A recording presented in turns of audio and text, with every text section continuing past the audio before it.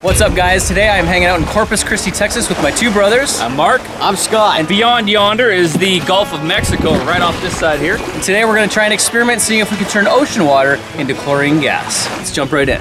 So we just went down to the store and picked up a couple of containers. We got one of these cereal containers and a couple of bottles of Smart Water. The water in here is great, but we don't really need it, so we got to find a way to deplete these bottles, because in reality, I only bought these things for the bottles themselves.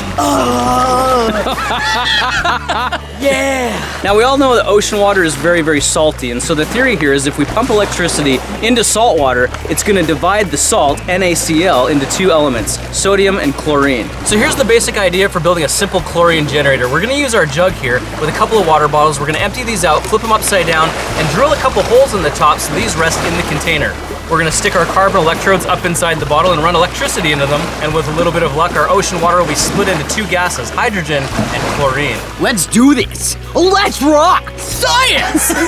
All right, so our first step is to gather up as much salt water as we can, so do the honors. We're going to fill this container up. We're going to take this back to the house and physically modify our container to accept our two water bottles and start pumping electricity. Flippy, flippy to the flip, flip, floppy. Don't stop, but rock it to the bang, bang. Do the rhythm of the boogie to beat. Yeah. All right, so update, guys. We have just about completed this system. We took a utility knife and cut a couple of holes in the top of our container, just big enough that our water bottles will push down inside.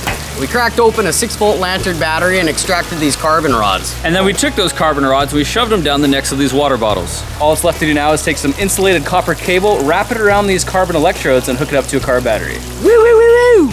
Check it out, guys. We've got our bottles prepped. We've got our carbon electrodes in the necks with the electrical wire connected. The black wire we're going to connect to the negative, and this will produce hydrogen gas, and our positive is going to produce chlorine. Is it going to work? Science will tell us! Let's go hook it up to a car battery. All right, this is the moment of truth, guys. This is where we connect up the car battery to the system, and if we've done it properly, that when I make this connection, the container should start bubbling. Oh, there we go. Yeah. We got a couple little bubbles. Nothing super exciting, but I'm getting something in there. You know, it's really weird though. It's like not bubbling inside the container, it's bubbling on the outside of the container. Yeah. That's not good. Quick update, guys. We found that these tips of the bottles were actually hindering the process because they weren't letting enough water flow. So we just ripped them out completely, rewrapped the carbon electrodes, and just shoved them back in the bottles. And it's actually working better.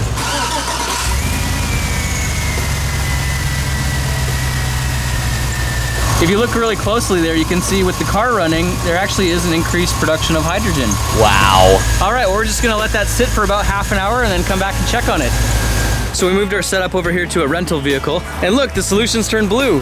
I'm thinking that might have something to do with our copper wires. Maybe copper wasn't a very good choice. If we check our levels here, you can see we do have a little bit more gas in there. That should be hydrogen. It's not very much, so this is a very slow process. Disappointingly, there's really not much happening over here. We do have a little bit of gas, but not much. All right, so update, guys, we're failing. I have tried this experiment before at home with just the carbon electrodes, and it worked just fine. I think maybe the copper is messing up the solution. It's very interesting. Have you seen the solution? No. It turned blue. Take a sniff of that. Tell me how it smells. You can smell chlorine in there. You can? Yeah. You can smell chlorine in the water? Yeah. Just in the interest of time, I pulled this out. This is how much gas we've been able to collect. This should be hydrogen. We can confirm that by lighting it off. Whoa! Yep. So that's what we got, guys. We got hydrogen gas and blue seawater.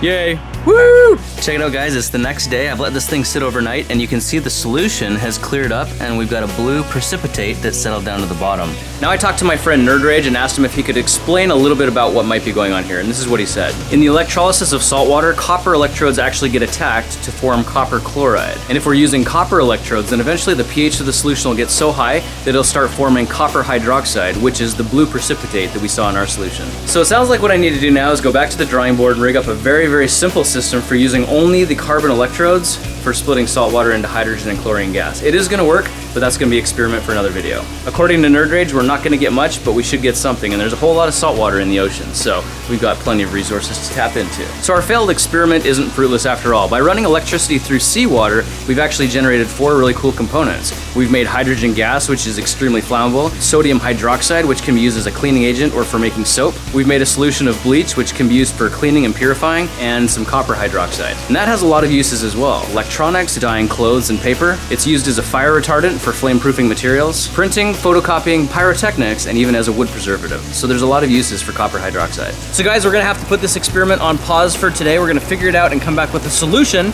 in another video. So what you did there. until then, thanks to my brother Scott, my brother Mark for joining us for this experiment, and thanks to you for hanging out with us as well. We'll be looking for you in the next video. Talk to you then.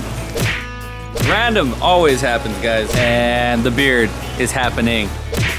Hey guys, thanks for watching, and remember, I'm giving away prizes now on every new video. All you have to do to qualify is subscribe to my channel, ring the bell, and select to be notified when my next videos get released. The secret link to my giveaways will be pinned in the comments for the first 12 hours. If you like what I'm doing, show your support right now by giving this video a big thumbs up and share with a friend. I love you back, and I'll see you next time.